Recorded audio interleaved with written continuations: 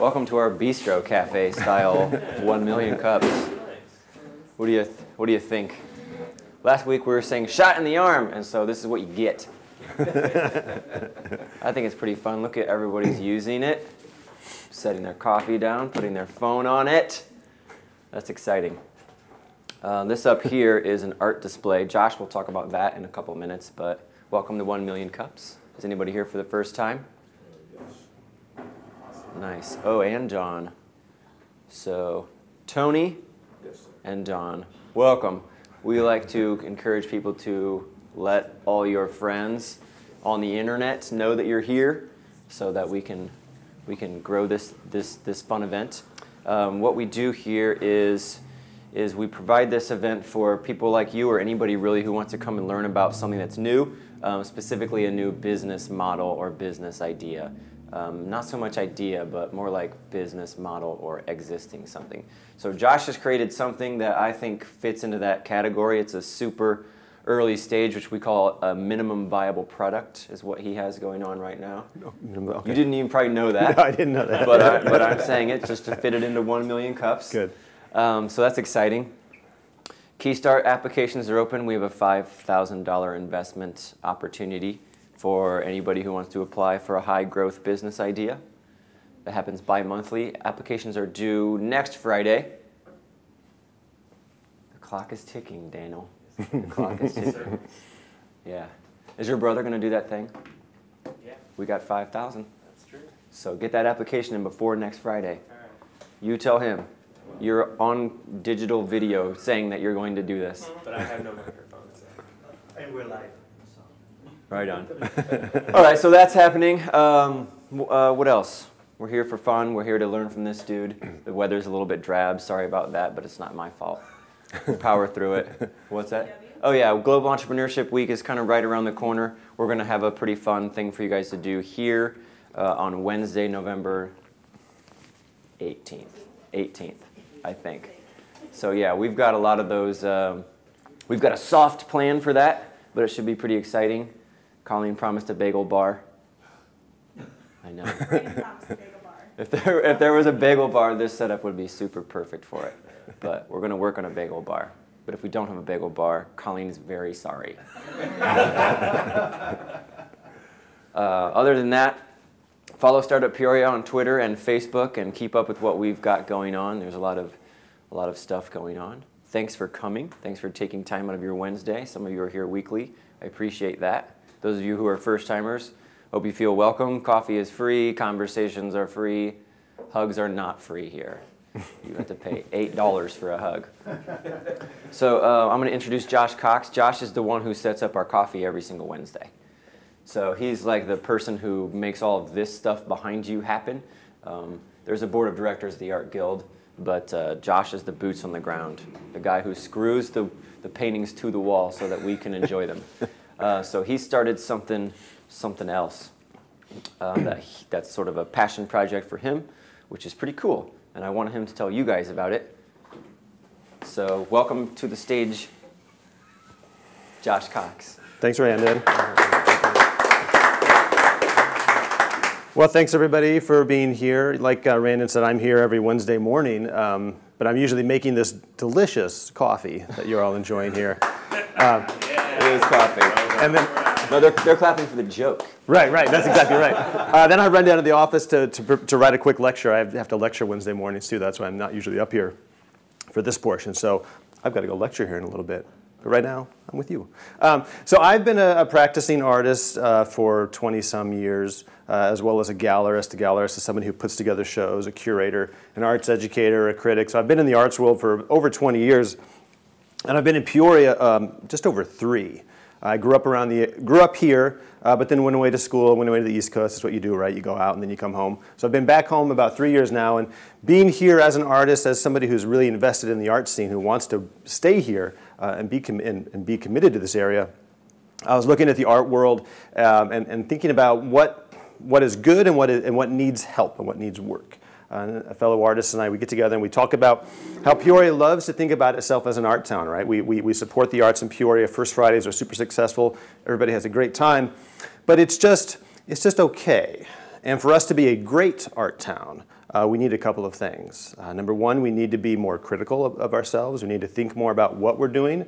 It's easy to make a lot of stuff and just make stuff and have fun making things, but every once in a while I think we need to slow down and say, well, what are we making and why are we making it?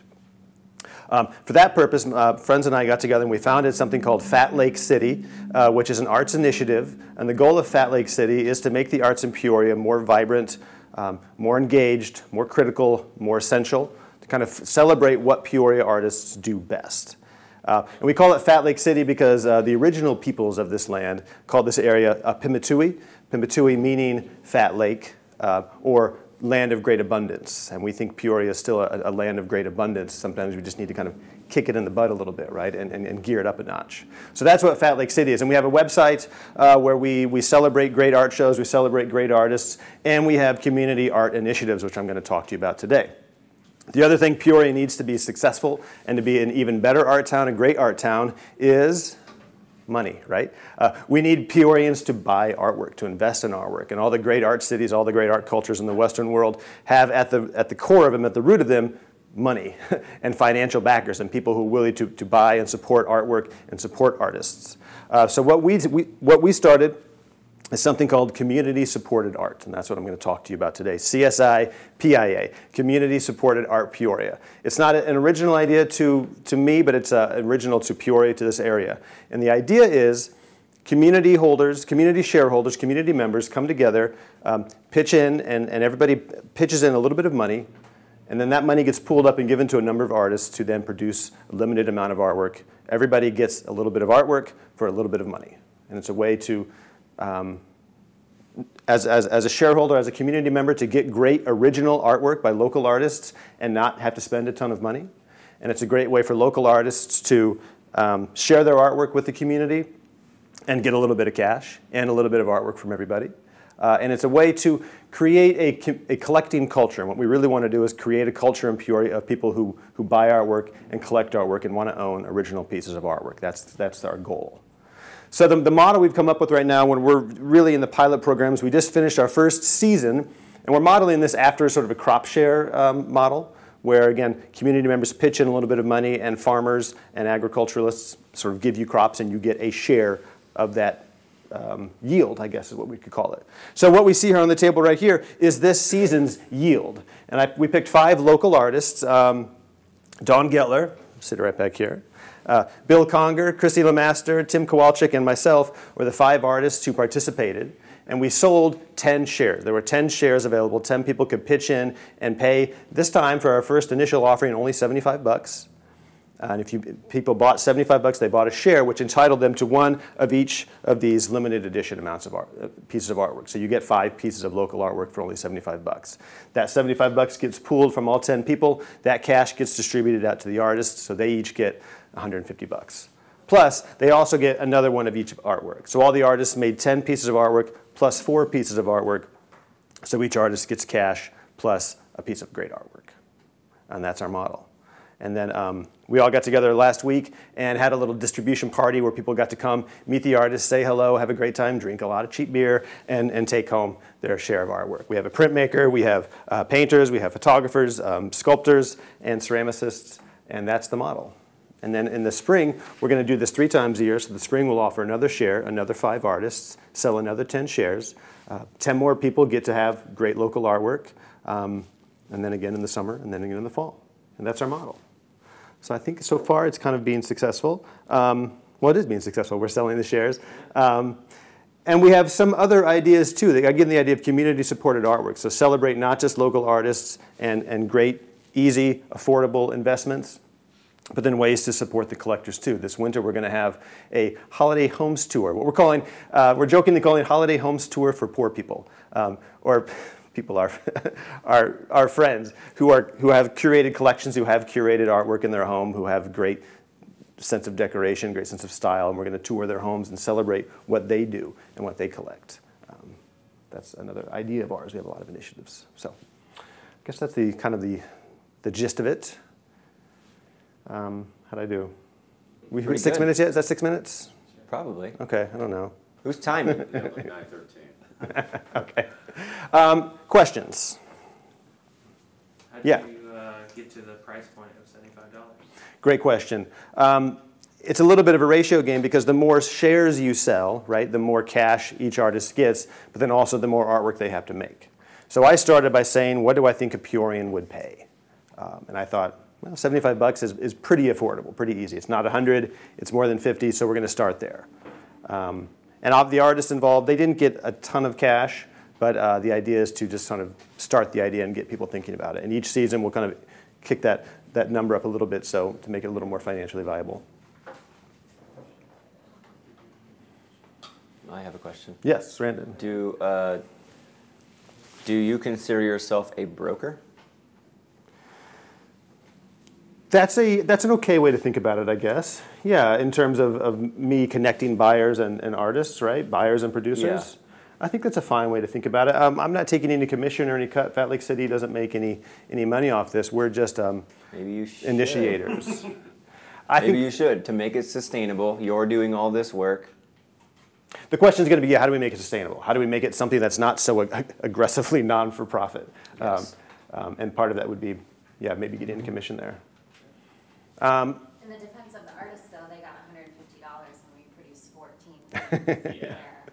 You know, I would sell one print for that. So taking more money from the artists is hard to defend artists. Take more money from the shareholder people. Ideally, we'll be able to get shareholders to the point where they're willing to spend $200, $300 and still get great artwork and still get incredible bargains. And by pooling the resources, individuals can end up having to pay less, but the artists still get a bigger chunk of cash is the goal. Yeah, Colleen? Would you ever do like levels where you could buy in but you only get 3 pieces of art? Or, you know, that way some people who can't spend $200, $300, $400 can still get small pieces of art and still be a part of the process? Yeah, I think that's a great idea. And there's different kinds of artwork too. There's some pieces that are more individually handmade and some pieces that are more limited edition and runs. So you might get a more unique piece as well versus a slightly more, 1 out of 10 is not really mass produced yet, but it's sort of slightly a bigger edition there. Yeah, there's a variety of different sort of models and pricing structures to kind of play around with. Do you know whose art you're buying ahead of time? You do. Yeah, so we announce the artists and we announce what they do and say this is something that they're going to be producing. We're not sure exactly what yet, but you'll get something like Tim Kowalczyk, a ceramicist, makes trompe l'oeil ceramics. So you know you'll be getting something, and you can come up and take a look at this. This is ceramic, but it's a tray made to look like cardboard. So you can come up and take a look at these things. You know Dawn Gettler's work, so you know you're going to be getting a print similar to the kind of thing that she does. Yeah. Can you talk about some of the other pieces a little bit? Yeah, sure. This is Christy Lemastre, a local photographer. She's going to be having a show at the Art Guild here next month, but she does work dealing with motherhood. And so this kind of the struggles, the pains, the rewards of motherhood. And she sets up these scenes and photographs those. She made 14 of these. I'm an architect wannabe, so I make sort of cardboard miniatures. So this is a miniature based off of a memory of a domestic place. And so everybody gets one of these. Bill Conger's a super well-respected artist in the contemporary world, and he makes these prints on aluminum foil, these kind of very abstract, almost sort of deconstructed images. Think of readily available images, found images online, and then we kind of tinker with those and play with those and create something new and different out of that. And then Dawn is a printmaker, and she made these pieces here using embossing, using stencils, using printmaking, drawing. So I think for the next season, we're going to be expanding out of Peoria a little bit. There's a lot of great artistic talent in Central Illinois, and we're going to be getting an artist from Springfield who makes ceramic sculptures, hopefully an artist from Champaign-Urbana, maybe an artist from Bloomington, and thinking a little more broadly regionally, less necessarily just local. Because we're Peoria, but we're also Central Illinois, and all of these communities really interact well with each other. Well, we get a lot of Bloomington people here, so we know how well these cities that aren't that far apart have a lot in common. Yeah. You mentioned about kind of growing Peoria as an art town and this being kind of a small piece of that. Mm-hmm. I know you're starting out, but how do you balance the startup and the long-term growth of you want this to be a bigger, more impactful thing, more than just 10 shares, So can you kind of share the long-term vision? I know you're kind of saying getting into other areas, but how do you expand past those shares via promotion, advertising, things like this, whatever? This is something we're working on, and a lot of arts organizations in town and nationally are thinking about their audience and how are they reaching people and how are they growing. And I'm starting to focus less upon the quantity and more about the quality, and thinking about if we can get 10, 20 people to really be invested in this idea, in this culture, and those 20 people then very slowly but really solidly then will sort of grow. And that's why we're only selling 10 shares and only sort of starting almost very grassroots, very word of mouth, very slowly, to really get some people invested and then grow that out. How we're going to do that, it's going to take a long time. I don't have any great ideas yet. But the idea is, yeah, focus small. Start very small and then really rich, and then hopefully that'll take off. Yeah? This seems like something that can be fairly easily replicated anywhere. Yes. Yeah, so the community-supported art venture is not unique to Peoria. It happens all over the place. St. Louis has a huge one. And they have, I don't know, they have about 20-some artists that participate. We have 5. And their shares sell for $400, $500. And they sell a ton of shares. And it's very competitive to get into that. But again, that's a community that started very small and then grew and then grows and grows and grows and grew. Grew and grew and grew? Is that, anyway, Yeah, you know what I'm trying to say. That's right. Yeah, that's kind of the nice thing about it. If you have a few artists who want to do it and a few people, that's all you need. There's not a ton of infrastructure at all. Yeah.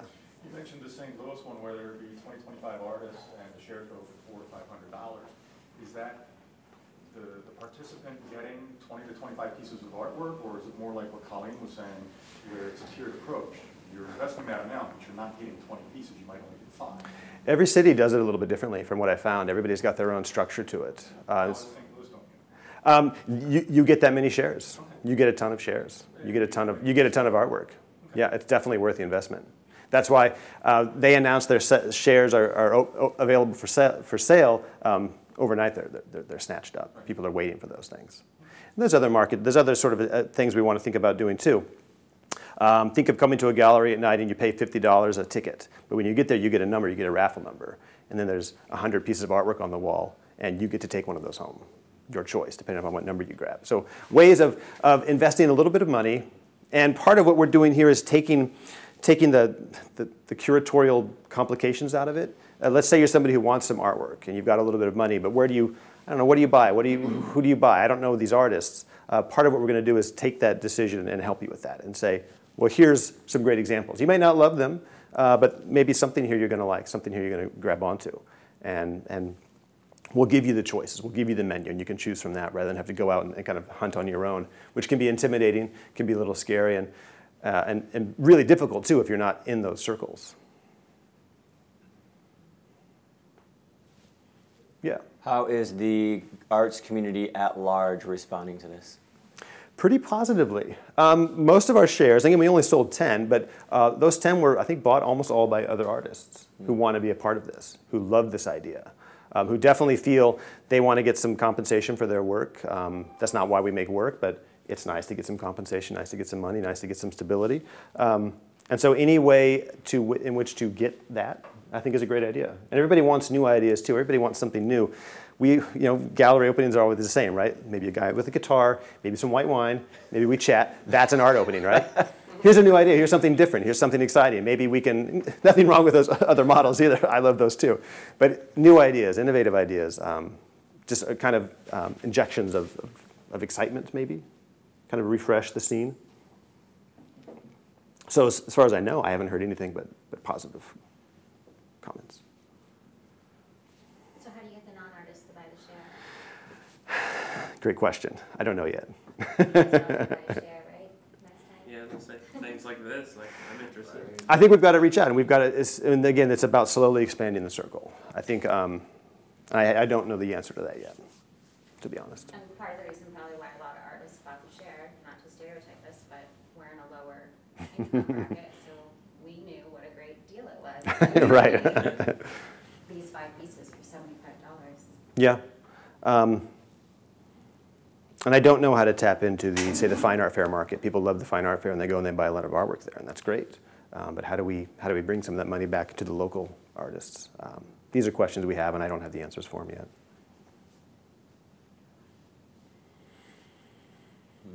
Yeah. So what can you do? You can participate.